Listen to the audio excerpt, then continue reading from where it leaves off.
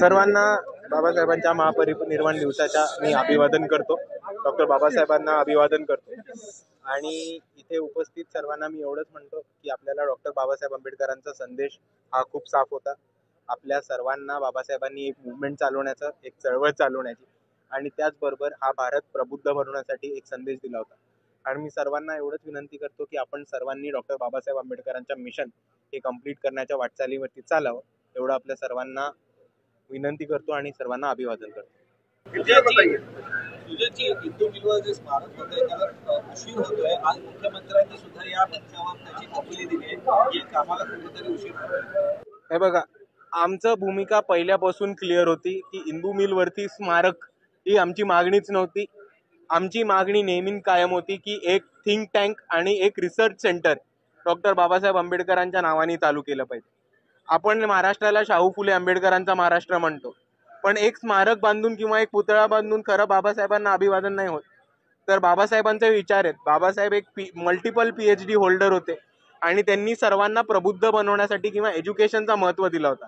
तर बाबासाहेब आंबेडकरांना खरं अभिवादन हेच राहील की एक दर्जेदार क्वालिटी रिसर्च सेंटर जे इकडच्या ऑक्सफर्डला, केम्ब्रिजला किंवा परदेशातल्या किती पण थिंक टँक्स किंवा रिसर्च सेंटरला टक्कर देऊ शकेल असं क्वालिटी एज्युकेशन आणि रिसर्च सेंटर हे इंदू मिलच्या तिकडे उभं राहायला पाहिजे. आमची पहिल्यापासून मागणी होती. स्मारकची टाळाटाळ चालू आहे ती चालू देत, पण तिकडे खरं एक रिसर्च सेंटर आणि थिंक टँक उभा राहायला पाहिजे. सर, तुम्ही शिवाजी पार्कात जाऊन आले, जे सर्व अनुयायी आले आहेत त्यांना अनेक त्रासांना समोर जावं लागलं, तुम्ही आता आढावा घेतला. वंचित बहुजन आघाडीनी एकमेव पक्ष ज्यांनी ह्याच्यावरती आंदोलन केलं होतं. वंचित बहुजन आघाडीच्या कार्यकर्त्यांनी, युवक आघाडीच्या कार्यकर्त्यांनी आणि युवकाच्या टीमनी BMCला धारेवरती धरून इकडे येणाऱ्या लोकांची गैरसोय कशी होते याच्यावरती मोठा एक प्रश्न उपलब्ध केला होता. इकडे आपण बघितलं तर पोर्टेबल टॉयलेटचा मोठा प्रॉब्लेम आहे, प्यायच्या पाण्याची सोयचा प्रॉब्लेम आहे, आरोग्याच्या बाबतीत प्रॉब्लेम आहे आणि इकडे राहायला लोकांना जे टेंट देतात ते दरवर्षी आपल्याला दिसतात की ते घाणीत उभे केलेले असतात, ते दर्जेदार नसतात आणि तिकडे तकलादू मटेरियलनी बनवलेलं असतं. आपल्याला कितीतरी वर्षांचा अनुभव आहे की इतक्या मोठ्या संख्येने इथे दरवर्षी 5 डिसेंबर 6 डिसेंबरला मुंबईमध्ये अख्ख्या भारतातनं लोक येतात.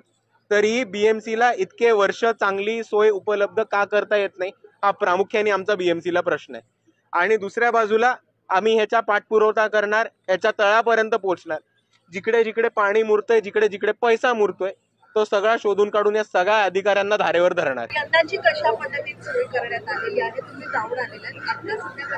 आता सगळ्यांना सांगतो ना मॅम, पोर्टेबल टॉयलेट्स मध्ये प्रॉब्लेम आहे, तिकडे फ्लशिंगचा मोठा प्रॉब्लेम होतो, तिकडे आतमध्ये पाणी येत नाही, प्यायच्या पाण्याची सोय आहे तिकडे अजून कुठेही जार्स म्हणतात पण जार्स दिले जात नाहीत. मागच्या वेळेस तर आम्ही फुटेज पण आउट केली होती की बाथरूम मधलं पाणी हे जार्स मध्ये भरून प्यायचं पाणी म्हणून उपलब्ध करून दिलं होतं. आपण बघितलं असेल की टेंटच्या खाली जितकी लोक येतात त्यांच्यासाठी कधीही पुरेशी जागा नसते. अर्धा छोटासा ग्राउंडचा एक 10% भाग कव्हर करून तिकडे एक टेंट बांधला असतो आणि ते एक्सपेक्ट करतात की इकडे 2-3 लाख लोकांनी त्याच्यामध्ये कसं तरी क्रॅम्प अप होऊन ऍडजस्ट होऊन झोपून जावं. ह्या दरवर्षीच्या गैरसोयी. आपल्या सर्वांना माहिती आहे की BMCचं एवढं मोठं बजेट हे 6 डिसेंबरसाठी उपलब्ध केलं जातं, तरी दरवर्षी गैरसोय कशी होते. आणि ह्याच्याच बरोबर आपल्याला हे दिसतं की इकडच्या बाबासाहेब आंबेडकरांबद्दल जे नाव घेऊन राजकारण करतात आणि जे भीम अनुयायांच्या बाजूनी उभं राहायचं नाटक करतात ते कुठल्या बाजूनी आपल्या सर्वांना सुविधा पोहोचवतात हे पण आपल्याला दिसत असते.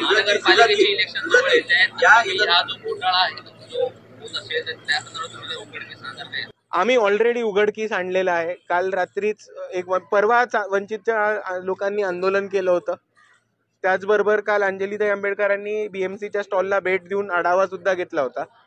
आणि BMCच्या इलेक्शन आम्हाला वाट बघायला नाही लागत, त्यांची पोलखोल आम्ही तसंही 5 वर्ष करतच आलोय. या विधानसभा निवडणुकीमध्ये वंचित बहुजन आघाडीला आलेलो अपयश किंवा इतर चळवळी असतील किंवा संघटनेला राजकीय अस्तित्व धोक्यात वाटतं का तुम्हाला? काही नाही, आम्हाला राजकीय अस्तित्व धोक्यात नाही वाटत आहे. कारण आपल्याला दिसत असेल की वंचित बहुजन आघाडी ताकदीने या निवडणुकीमध्ये लढली आणि वंचितचा जो कोर वोटर होता, जो वोट शेअर होता तो कुठे हल्ला नाही. उलट आपल्याला तो लोकसभेच्या तुलनेत वाढलेला दिसतोय. तर संकेत धोक्याचे वगैरे कुठे नाही आहेत.